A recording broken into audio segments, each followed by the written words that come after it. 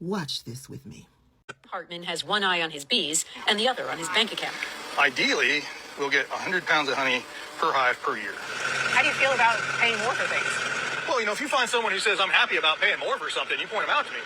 People who already couldn't afford fresh vegetables, who couldn't already afford to put good food on their plate, are the ones that are really going to be hurt by this. Did you ever think when you voted for President Trump that things were going to cost you more and you're going to lose money? I never thought I was going to lose this much money, this fast. Jim is a Republican who voted for Donald Trump 3 times. How do you feel about your vote for Donald Trump now? Well, I feel like perhaps I should have considered some other options. Among other things, Jim imports packaging supplies for his honey, so he's paying real close attention to the tariffs Trump just put in place. We just bought our year's supply of bottles from Taiwan and our year's supply of corks from Portugal about 3 weeks ago. So that would have been, another $5,000 or $6,000 out of my pocket. Which is partly why he's repairing instead of replacing this 40-year-old forklift. The cost of equipment has just gone through the roof to buy anything like that because it just would be cost prohibitive. He's also holding off on improvements around the farm. Well, we're not going to hire any more people, that's for sure. It's more than just the tariffs. For the past 2 years, Jim has been selling honey to the federal government, which then provides it to schools and food banks. But after Donald Trump took office, the USDA cut those programs suddenly as part of the federal government's effort to streamline spending. For a lot of other local farmers around here, it was a major source of reliable revenue. For me, it's going to cost me around $150,000 a year. $150,000? Yeah, roughly 50% of my revenue. That's a huge hit. That's a massive hit. What's most annoying about that video clip is his concern for people who already were struggling to put food on the table. He could care less about those people because he went into the voting booth 3 times to vote against those people. I don't feel sorry for him or any other farmer who voted against their best interests. He says he may take a cut of $150,000. I hope it's more. If you have not started a garden, I advise you to start one. I've talked about gardening. I've been sharing my gardening adventures. I'm not an expert in it. I keep trying. I try and try and try again. Because the more food that you can grow, the less food you have to buy. I'm headed out today. I'm on vacation this week. I'm going to have me a margarita for lunch. Hey guys, welcome back again to my channel. It's so good to have you. Thank you so much for clicking when you saw this video. So this MAGA farmer is currently at the verge of regret. Even though he's not making it, he's being systematic about the whole regret thing. But like the rest of the MAGAs who keep saying, oh, we regret our vote, we wish we knew better. Like he said, maybe he would have considered other options after voting for MAGA. Now he's thinking if he had known better, he would have considered other options because it's affecting him directly. Okay. Anyway, it is what it is, and like we always say, they got exactly what they voted for. Voting has consequences. Well guys, I have some other clips which I'm just going to let through for you guys, then we come back and talk more. Let me know what your thoughts are in the comments. Go ahead and subscribe to my channel if you have not already. Don't forget to give the video a thumbs up so that more people can see it, and credit to all creators on this video. Let's go watch, then we come back with my commentary. So Trump just said that he wants the world to have to choose between the United States and China. And I'm gonna hold a poll here. Which side are you guys going for? Where are you from? Which side are you rooting for on this? Because I genuinely have a sneaking suspicion that there's like a lot of Americans that would choose China at this point. Because what is our country doing? Starting all these random wars with people, ruining our economy. Like, what is going on right now?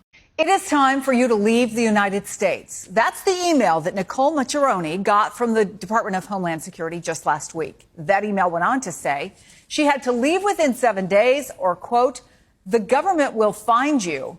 But here's the thing. Macheroni is a U.S. citizen, born and raised in Massachusetts, and an immigration attorney. Walk us through what happened and what DHS is saying, which is, as I understand it, you have to leave.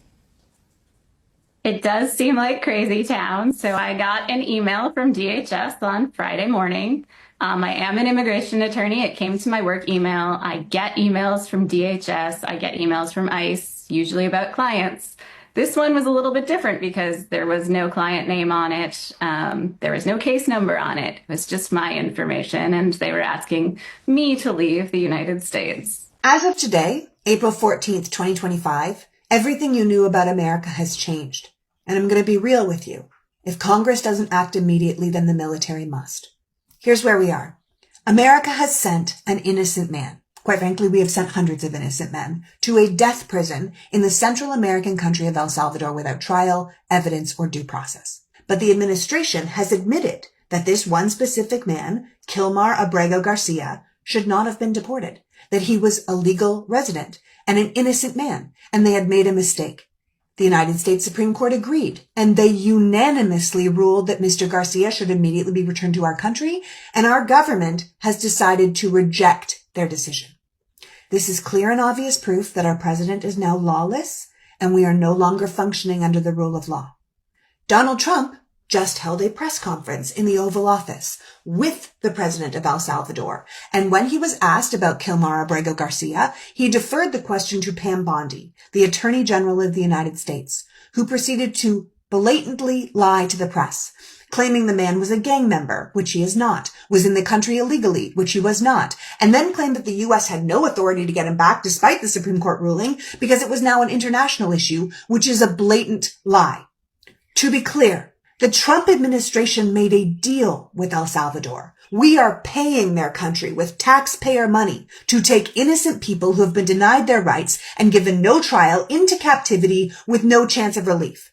It is an agreement we set up, not something that's just happening in a foreign nation. It's something that we are paying for. We are kidnapping people off our streets, human trafficking them to another nation, and paying to keep them in a concentration camp. That is what America is doing. How that's even allowed is an excellent question because that is not how deportation works. No trial, no proof, no paper trail, and these people aren't being returned to their home nations. They're being sent to a foreign one to be tortured and brutalized forever. Who agreed to that? Then the press turned their attention to the president of El Salvador, and they said, okay, if it's an international issue, are you going to return the innocent man that was mistakenly sent to a prison camp in your country? And he also said no. He said, why would he smuggle a terrorist into our nation? Who is the terrorist in this scenario? Kilmar Abrego Garcia is a legal American resident, a father, a husband, an American Union member. No one's asking anyone to smuggle. Our Supreme Court is telling you to put him on a plane, but he still said no. So what does this mean? Well, it means America is now lawless. It means the American president, if no one does anything, can label anyone a terrorist, and that person can be kidnapped and sent to a death camp in a foreign country without trial. Trump has already admitted he won't be stopping at foreign-born legal residents. In fact, our president was caught on a hot mic after the press conference asking the El Salvadorian president to build more prisons so we could house homegrowns, meaning U.S. citizens he believes are criminals or a threat to his regime. But if an innocent father working as a union apprentice is a terrorist, what's a politician who speaks against him? A journalist who prints something he doesn't like? A citizen who criticizes his policies? We just watched the president of a country known for human rights violations tell the American president that to liberate his 350 million people, he's going to have to imprison some. And our president and our vice president and our attorney general agreed. So I need you to understand that if the American president can just claim a national emergency and disappear people without due process, there's not a single person in this country who is safe. Our Constitution is null and void, and fascism is here. Now I'm going to be calling Congress to insist they act, because this is an impeachable offense, and Donald Trump should be impeached and removed from office. But since I have very little faith in Congress, I am also going to speak to our veteran friends and active duty military so they understand exactly what's happening here, and they can get right with the oath they took to protect the Constitution of the United States and the freedom it affords its citizens against enemies both foreign and domestic. This is the moment, America. What we do now will resonate through the ages. Is this who we are? Is this what we allow? Will we continue to just put our heads down and hope for the best, or do we stand up and get loud and collectively reject this sickness, this criminal, lawless administration? Because this is no longer about politics. It is about identity and morality and justice. So pick a side. Are we a democracy? Or are we a dictatorship? So where are all those people who keep saying, oh, he's not going to affect me, he's not going to come close to me, he's only here for migrants, illegal migrants, he's not here for any other person, he's a good man, he has our best interests at heart, especially the Latinos and the Palestinian community who was everywhere making videos and of course following their head or their leader, who happened to be Justine, who was saying things about people not voting for Kamala. Kamala doesn't have anybody's best interest at heart, so they decided to vote for concepts of a plan instead of voting for somebody who has a plan already, right? And now from this creator's video, he is saying that people have to choose between the US and China, and you be like, I don't get it. Who exactly are we going to choose? Why are we at that point where you have to choose, right? And if you come to the comment section, people people are not smiling. They said we're choosing China all the way for cheaper products and everything. We are choosing China. A lot of people still think that China is going to win all this whole trade war that is happening. But you guys, let me know, what do you think? Okay. And for the lady who happened to be an attorney, now she's receiving email of her leaving the US, that she should leave. She has few days to leave the US. And you guys, this is somebody who happened to be an immigration attorney, and yes, she is a US born citizen. Like, how on earth will you be telling somebody who is born in the US, who has not committed any crime, she is legally staying in the country, she has a job, okay, why are you telling her to leave the country? Maybe it's done mistakenly, but is it that they don't check who they're sending mails to or what? Okay, but this lady said her informations and everything were in that email.